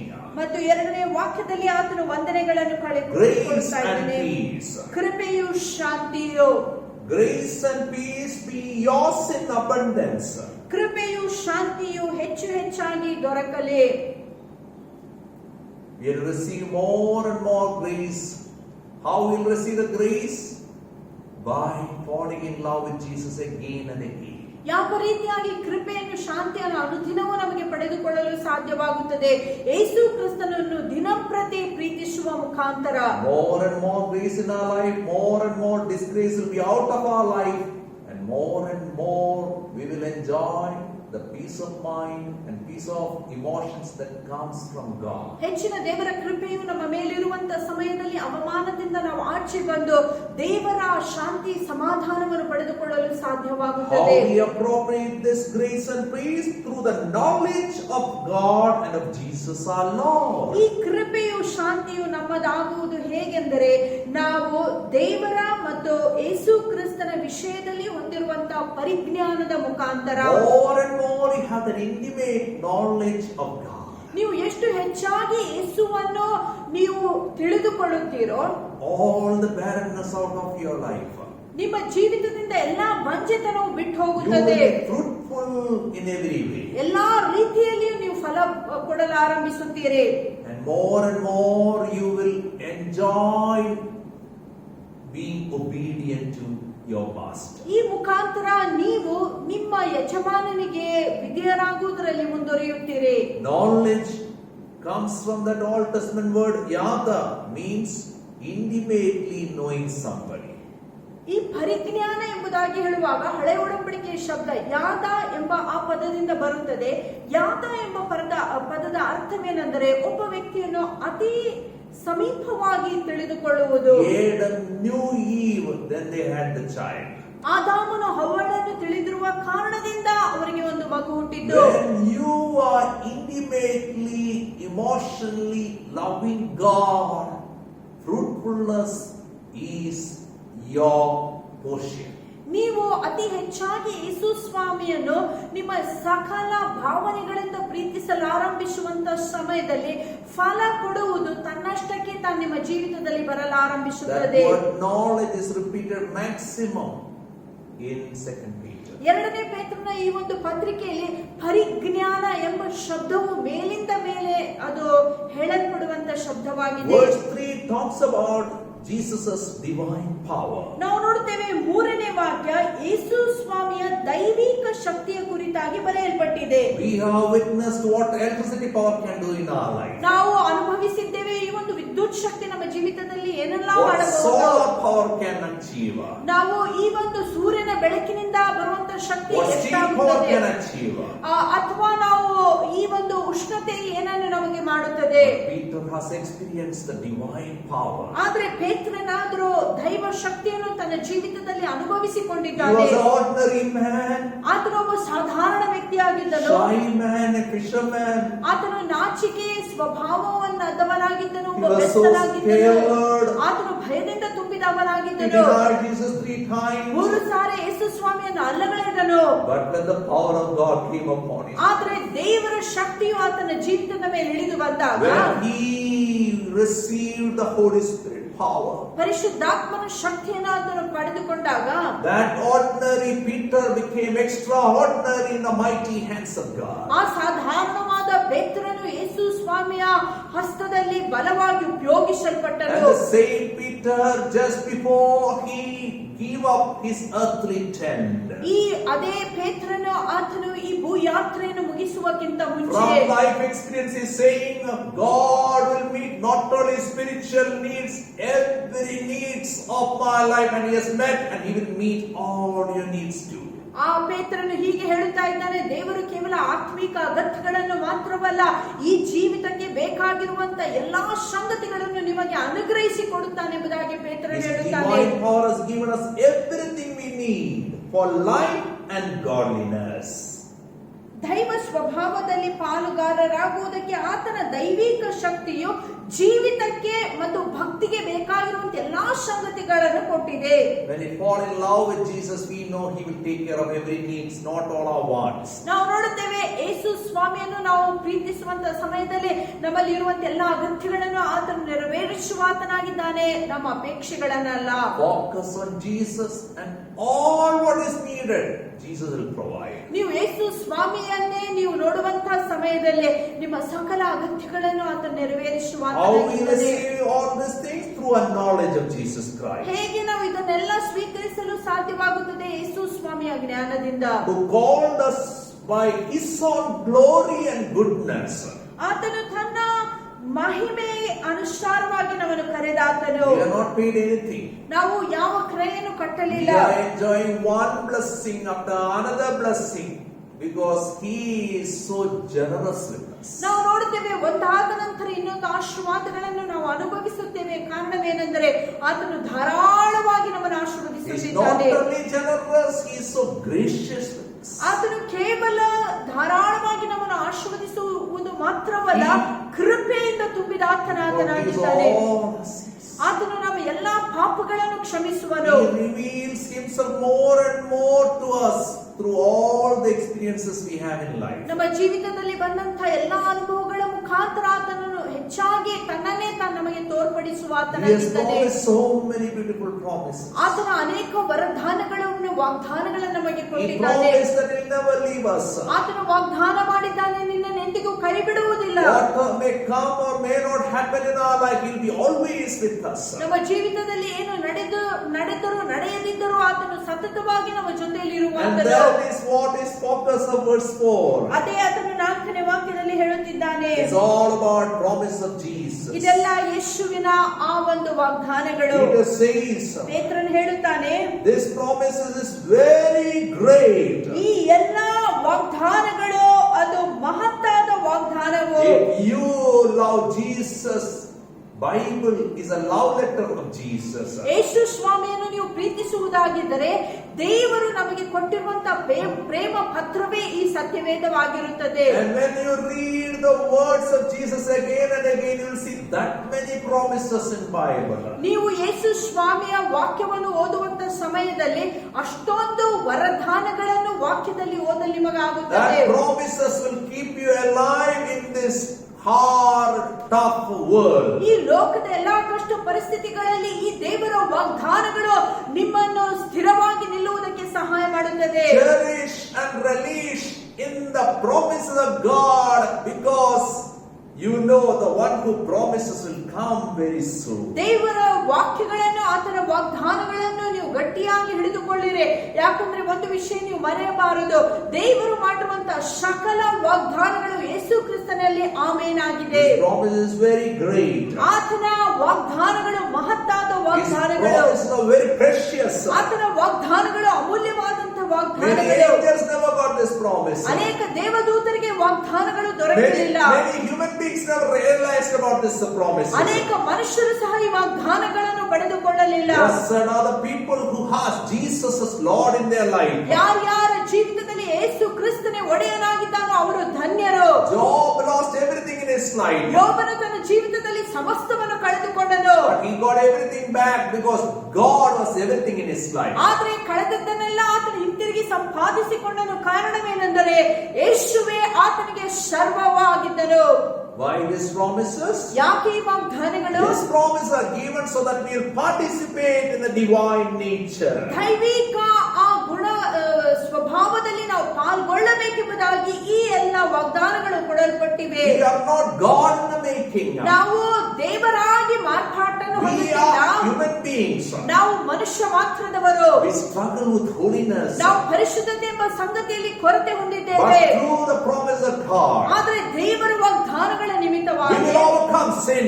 ನಾವು ಪಾಪವನ್ನು ಜಯಿಸುತ್ತೇವೆ. Jesus will deliver us from every sin. ಯೇಸುವೇ ನಮ್ಮನ್ನು ಎಲ್ಲಾ ಪಾಪಗಳಿಂದ ಪರಿಹಾರ ಮಾಡುತ್ತಾನೆ. His promises will help us to have moral excellence like Jesus Christ. ನಾವು ನೋಡುತ್ತೇವೆ ಆತನ ವಾಗ್ದಾನಗಳನ್ನು ನಾವು ಸ್ವೀಕರಿಸುವಾಗ ಯೇಸುವಿನ ಹಾಗೆ ನಮ್ಮ ನೀತಿಯಲ್ಲಿ ನಾವು ಬೆಳೆಯಲು ಆರಂಭಿಸುತ್ತೇವೆ. More and more we abide and live for Jesus. More and more will come out of all barrenness, and more will become fruitful, and we will be everlasting fruitful people. ನಾವು ನೋಡುತ್ತೇವೆ, ನಾವು ಯೇಸು ಕ್ರಿಸ್ತನಲ್ಲಿ ಎಷ್ಟು ಹೆಚ್ಚಾಗಿ ನೆಲೆಗೊಳ್ಳಲು ಆರಂಭಿಸುತ್ತೇವೋ ಅಷ್ಟು ಹೆಚ್ಚಾಗಿ ನಮ್ಮ ಜೀವಿತದಿಂದ ಬಂಜೆತನ ಆಚೆ ಹೋಗಿ ಫಲವನ್ನು ಕೊಡಲು ಆರಂಭಿಸುತ್ತೇವೆ. ಹೆಚ್ಚಿನ ಫಲವನ್ನು ಕೊಡಲು ಆರಂಭಿಸುತ್ತೇವೆ.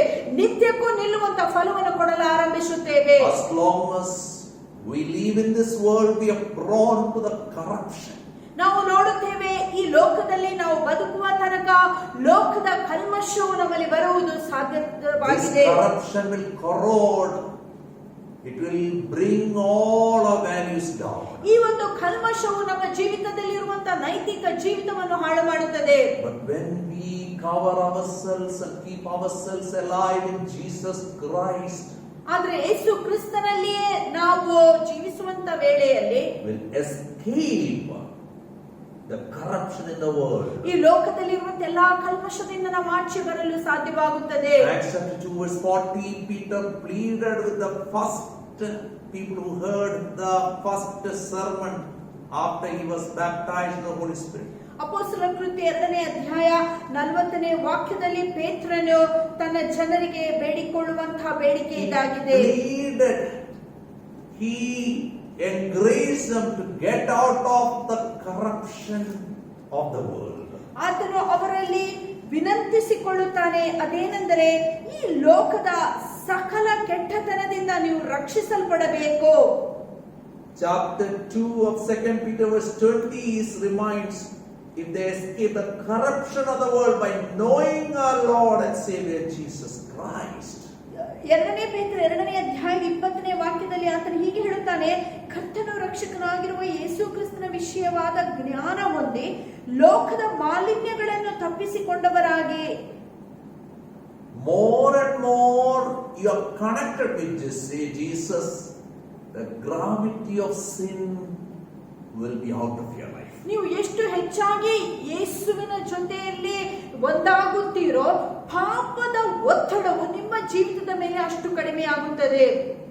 When you become a disciple of Jesus, sin is no more a master. Sin will not have dominion over your life. You are no more a slave to sin. ನೀವು ಯೇಸು ಸ್ವಾಮಿಯ ಜೊತೆ ಐಕ್ಯತೆಯಲ್ಲಿ ಇರುವಂತ ಸಮಯದಲ್ಲಿ ಪಾಪವು ನಿಮ್ಮ ಮೇಲೆ ದೊರೆತನ ಮಾಡಲು ಸಾಧ್ಯವಾಗಲ್ಲ. Now how this corruption of the world happens? ಈ ಲೋಕದ ಕಲ್ಮಶವು ನಿಮ್ಮೊಳಗೆ ಬರಲು ಹೇಗೆ ಸಾಧ್ಯವಾಗುತ್ತದೆ? 4ನೇ ವಾಕ್ಯ, it is caused by evil desires. ಇದು ನಮ್ಮಲ್ಲಿರುವಂತಹ ಕೆಟ್ಟ ಆಸೆ ಅಪೇಕ್ಷೆಗಳಿಂದ ಹುಟ್ಟಿ ಬರುತ್ತದೆ. What is this evil desires? ಈ ಒಂದು ಕೆಟ್ಟ ಆಸೆಗಳೇನು, ದುರಾಶೆಗಳೇನು? Forbidden desires. ಈ ಹೊಂದಬಾರದಂತ ಅಪೇಕ್ಷೆಗಳು, ಆಸೆಗಳು ಅದಾಗಿರುತ್ತವೆ. Forbidden things are always desirable. ಯಾವ ಸಂಗತಿಗಳನ್ನು ನಾವು ಮಾಡಬಾರದು ಅದನ್ನೇ ಮಾಡೋದಕ್ಕೆ ನಾವು ಬಯಕೆ More ಹೊಂದುತ್ತೇವೆ. and more we pursue the forbidden things, more and more we miss the grace of God and will end up in disgrace. ಲೋಕದ ದುರಾಶೆಯಲ್ಲಿ ನಾವು ಎಷ್ಟು ಹೆಚ್ಚಾಗಿ ಸಿಕ್ಕಿಕೊಳ್ಳುತ್ತೇವೋ ಅಷ್ಟು ಅವಮಾನಗಳು ನಮ್ಮ ಜೀವಿತದಲ್ಲಿ ಬರುವುದಕ್ಕೆ ಸಾಧ್ಯವಾಗುತ್ತದೆ, ಅಷ್ಟು ಹೆಚ್ಚಾಗಿ ದೇವರ ಕೃಪೆಯನ್ನು ಹೊಂದದೆ ಹೋಗುತ್ತೇವೆ. Normal desires also can become forbidden desires when we don't have any control over the normal desires. ನಮ್ಮಲ್ಲಿ ಸ್ವನಿಯಂತ್ರಣ ತಪ್ಪಿ ಹೋಗುವುದಾಗಿದ್ದರೆ ಸ್ವಾಭಾವಿಕವಾದ ಆಸೆಗಳು ಸಹ ದುರಾಸೆಗಳಾಗಿ ಮಾರ್ಪಾಟು ಹೊಂದಲು ಸಾಧ್ಯವಾಗುತ್ತದೆ.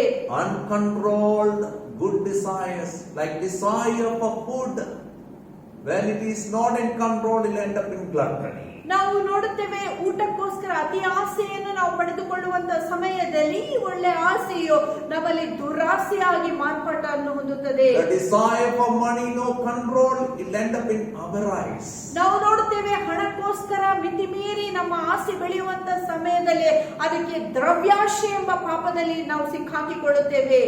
The desire for sex, natural desire, that can become lust when we don't have any control over it. ನಮ್ಮ ಜೀವಿತದಲ್ಲಿ ಲೈಂಗಿಕ ಸಂಬಂಧಗಳಿಗೋಸ್ಕರ ನಮ್ಮಲ್ಲಿ ಹತೋಟಿ ಇಲ್ಲದೆ ಇರುವಂತ ಸಮಯದಲ್ಲಿ ಇದು ನಮಗೆ ಅನೇಕ ಮೋಹಗಳಿಗೆ ಮುನ್ನಡೆಸುವಂತ ಪಾಪಕ್ಕೆ ಅದು ಸಾಧ್ಯವಾಗುತ್ತದೆ. So what is Peter communicating? ಇಲ್ಲಿ ಪೇತ್ರನು ಹೇಳುವಂತ ವಿಷಯವೇನು? Through this past 4 verses is saying, ಈ ಮೊದಲು 4 ವಾಕ್ಯಗಳ ಮುಖಾಂತರ ಆತನು ಹೇಳುತ್ತಿದ್ದಾನೆ, when we have the faith in Jesus, ನಾವು ಯೇಸು ಸ್ವಾಮಿಯಲ್ಲಿ ಆ ನಂಬಿಕೆ when ಹೊಂದಿಕೊಳ್ಳುವಾಗ, we grow in the knowledge of Jesus Christ, ಯೇಸು ಕ್ರಿಸ್ತನ ಪರಿಜ್ಞಾನದಲ್ಲಿ ನಾವು we ಬೆಳೆಯುವಾಗ will have more and more grace and peace. ನಮ್ಮಲ್ಲಿ ಹೆಚ್ಚಿನ ಕೃಪೆ ಬರುತ್ತದೆ, ಹೆಚ್ಚಿನ ಸಮಾಧಾನವು ನಮ್ಮ ಭಾಗವಾಗಿರುತ್ತದೆ. Through the experience of Jesus, we'll have security and stability in life. ಯೇಸು ಸ್ವಾಮಿಯನ್ನು ನಾವು ಹೆಚ್ಚಾಗಿ ಅನುಭವಿಸುವಂತ ಸಮಯದಲ್ಲಿ ನಮ್ಮ ಜೀವಿತದಲ್ಲಿ ಒಂದು ಭದ್ರತೆ ಬರುತ್ತದೆ. ನಾವು ಜಾರಿ ಬೀಳದೆ ನಾವು ಗಟ್ಟಿಯಾಗಿ Through the ನಿಂತುಕೊಳ್ಳುತ್ತೇವೆ. knowledge of Jesus, He will meet every needs, spiritual needs, physical needs, every needs of our life. ಯೇಸು ಕ್ರಿಸ್ತನ ಪರಿಜ್ಞಾನದ ಮುಖಾಂತರ ಈ ಜೀವಿತಕ್ಕೆ ಬೇಕಾಗಿರುವಂತ ಎಲ್ಲಾ ಅಗತ್ಯಗಳನ್ನು, ದೈವ ಭಕ್ತಿಗೆ ಬೇಕಾಗಿರುವಂತ ಎಲ್ಲಾ ಅಗತ್ಯಗಳನ್ನು ಆತನು ಪೂರೈಸುವಾತನಾಗಿದ್ದಾನೆ. By knowing Jesus, we will release His promises and we will overcome every evil desires and we will become like Jesus Christ morally. ನಾವು ನೋಡುತ್ತೇವೆ, ಯೇಸು ಸ್ವಾಮಿಯ ಪರಿಜ್ಞಾನವನ್ನು ನಾವು ಹೊಂದಿಕೊಳ್ಳುವಂತ ಸಮಯದಲ್ಲಿ ನೈತಿಕವಾಗಿ ನಾವು ಆತನ ಸ್ವಭಾವದ ಹಾಗೆ ಮಾರ್ಪಟ್ಟು ಪರಿಶುದ್ಧತೆಯಲ್ಲಿ ಬೆಳೆಯಲಾರಂಭಿಸುತ್ತೇವೆ. May God help each one of us ದೇವರು ತಾನೇ ನಮ್ಮೆಲ್ಲರಿಗೆ ಸಹಾಯ ಮಾಡಲಿ. know more Jesus. ಯೇಸುವನ್ನು ಇನ್ನೂ ಹೆಚ್ಚಾಗಿ ತಿಳಿದುಕೊಳ್ಳಬೇಕು. Make Jesus known all over the world. ಲೋಕಾದ್ಯಂತ ಯೇಸುವಿನ ಪರಿಚಯವನ್ನು ನಾವು ಮಾಡಿಕೊಡಬೇಕು. God bless all of you. ದೇವರು ತಾನೇ ನಿಮ್ಮೆಲ್ಲರನ್ನು ಆಶೀರ್ವದಿಸಲಿ. Start. Let us tell the Lord this morning, draw me close to you, O God. Never let me go. I lay it all down again to hear you say that I am your friend. ಕರ್ತನಾದ ಯೇಸು ಕ್ರಿಸ್ತನೇ, ಇಲ್ಲಿ ನಾವು ಈ ಪ್ರಾರ್ಥನೆಯನ್ನು ಮಾಡಿಕೊಳ್ಳೋಣ. ಯೇಸುವೇ, ನಿನ್ನ ಹೆಚ್ಚಾಗಿ ನಿನ್ನನ್ನು ತಿಳಿದುಕೊಳ್ಳುವುದಕ್ಕಾಗಿ, ನಿನ್ನನ್ನು ಅರಿತುಕೊಳ್ಳುವುದಕ್ಕಾಗಿ ದೇವರೇ ನಮಗೆ ಸಹಾಯ ಮಾಡುವುದಾಗಿ ಈ ಹಾಡನ್ನು ಹಾಡಿ ದೇವರಲ್ಲಿ ನಾವು ಪ್ರಾರ್ಥನೆ ಮಾಡಿಕೊಳ್ಳೋಣ.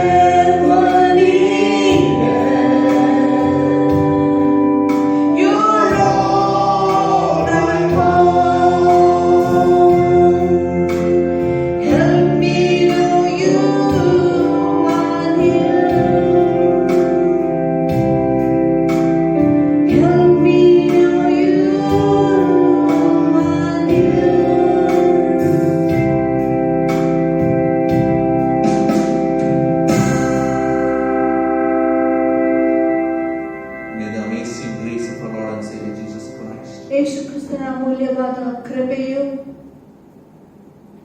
the lavish love of God the Father, ತಂದೆಯಾದ ದೇವರ ಅಳತೆ ಇಲ್ಲದಂತಹ ಪ್ರೀತಿಯು, the abiding presence of the blessed Holy Spirit ಪರಿಶುದ್ಧಾತ್ಮನ ನಿತ್ಯವಾದ ಅನ್ಯೋನ್ಯತೆಯು be with each one of us ನಮ್ಮೆಲ್ಲರ ಸಂಗಡ ಇರಲಿ. to know Jesus more and more in our life. ಯೇಸು ಸ್ವಾಮಿಯನ್ನು ಇನ್ನೂ ಹೆಚ್ಚಾಗಿ ನಮ್ಮ ಜೀವಿತದಲ್ಲಿ ಅರಿಯುವುದಕ್ಕೋಸ್ಕರ God bless all. ದೇವರು ತಾನು ನಿಮ್ಮೆಲ್ಲರನ್ನು ಆಶೀರ್ವದಿಸಲಿ.